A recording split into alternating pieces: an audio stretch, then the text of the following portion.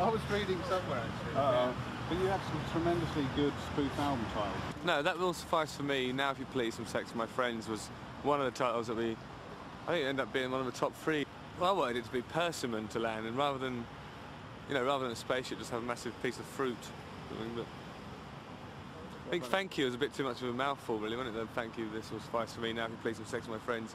I don't think that really rolls the tongue. You can imagine the Q in HMV never really diminishing, you know.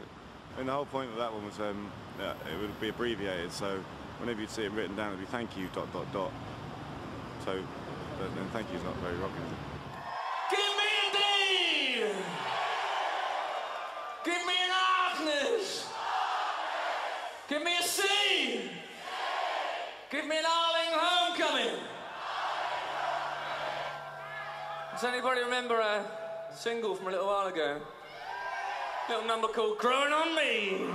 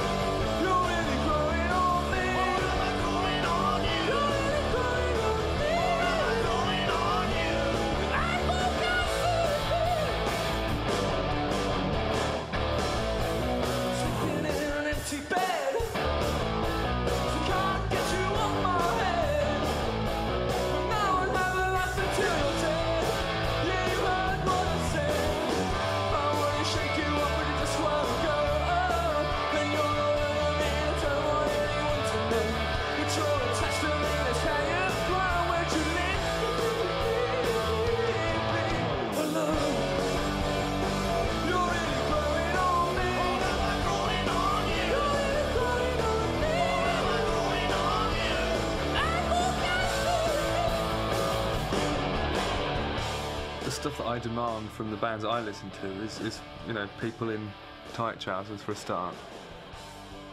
That's a stumbling block for most bands, I think. The tightness of the trouser. There's also willingness to display top half flesh.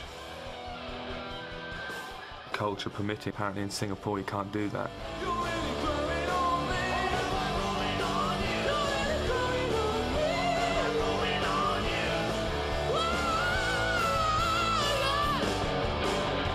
In this country, you really ought to be prepared to sweat, work for your audience. You can't really expect them to return the favour if you're standing there cool as you like with a snooker waistcoat on. It isn't going to really inspire the same sort of energy from a crowd, is it? But it doesn't mean I would tend to stand there with a pint like that if I was watching a band that wasn't going for it. And I'd be more inclined to join in if they were. I think a band that goes for it wears tight trousers, little or nothing on the top. And that's it, yeah, that's what I would demand.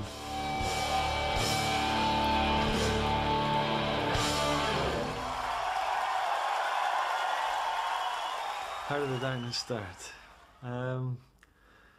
It started with Dan and Justin being brothers, Ed being a school friend of theirs. I met Dan in London about 7 years ago, played in various bands with him. We had a place in Shepherd's Bush, and Justin used to come and visit at the weekends. In fact, Ed used to as well. So just a real kind of a lad's flat, wasn't it, really? Nice, man. It was an old flat, wasn't it? It was one of those old houses. It was quite spacious, wasn't it? It was just right. It had a good vibe, We're living with other musicians, in fact. Justin was living up north and used to come down and visit. And Ed used to come and visit as well. Just for me, it was like Dan and Frankie lived there, and Justin would semi-move down there, was staying on the sofa, and then I came to visit. And I got out of the tube up there, and took me ages just to find it, but it was the first time I'd ever come to London on my own. You know, I was only 17. And when I got there, I was going, excuse me, is this where Dan Hawkins, is this where Dan lives? And this guy, Ben, was going, no, not here. And I said, no, I'm sure it is. Are you sure this is not where Dan lives? He was going, no, it's not here, it's not here. I said one final time, so you sure Dan doesn't live here? And he was like, Dan who? Like this, and he did live there after all. And they all let me in. That was the first time I went around that flat. It's funny the way things turn out, you know. It was basically just a full-on muso flat. Everyone who lived there was either a singer-songwriter or a guitarist or whatever. So there used to be jams and stuff, and I think we were Ed playing drums there. It was the first time actually probably that we've all played together. I don't think this scooter store was here. That used to be one of the best, well, most poshest Indian restaurants that we know of. I think the smell used to permeate up through the stairwell. It's quite pleasant, really, but it's like sleeping on a massive poppadom or a naan bread or something. It's really nice. But I never actually lived here. I was like, I used to come down at the weekends and hang out with the guys. Frank used to look after me and buy me pints and that, because I was a student in those days and I didn't have enough money to go to the pub all the time.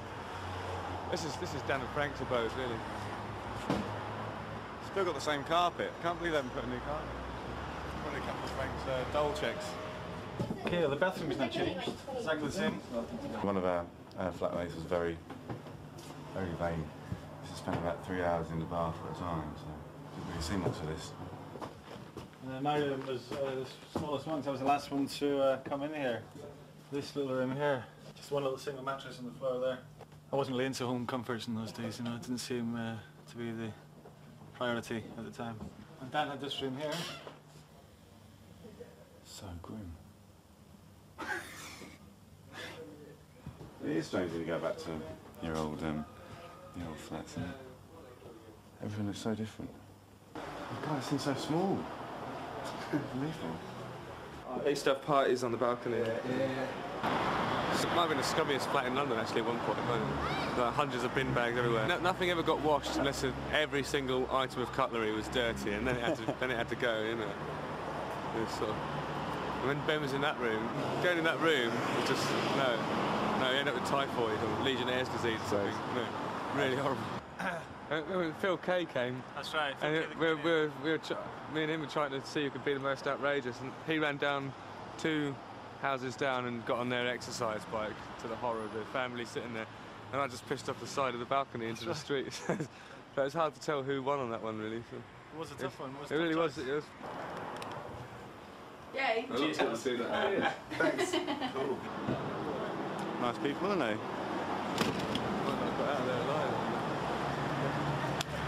That episode of my life is now behind us. Let's move on. Hey!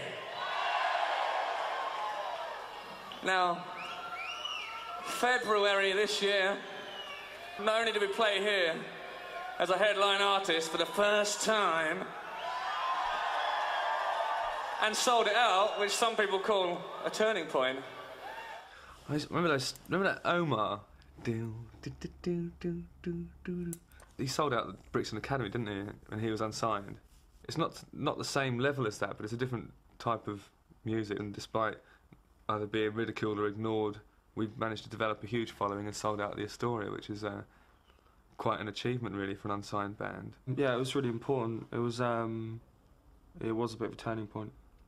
It was really, you know, all the people that went there were all rooting for us, you know, it was all like, you know, fighting against the odds. It's like, you know, really supporting this kind of cult phenomenon. Everyone there was like, kind of like, oh my God, are they going to pull it off?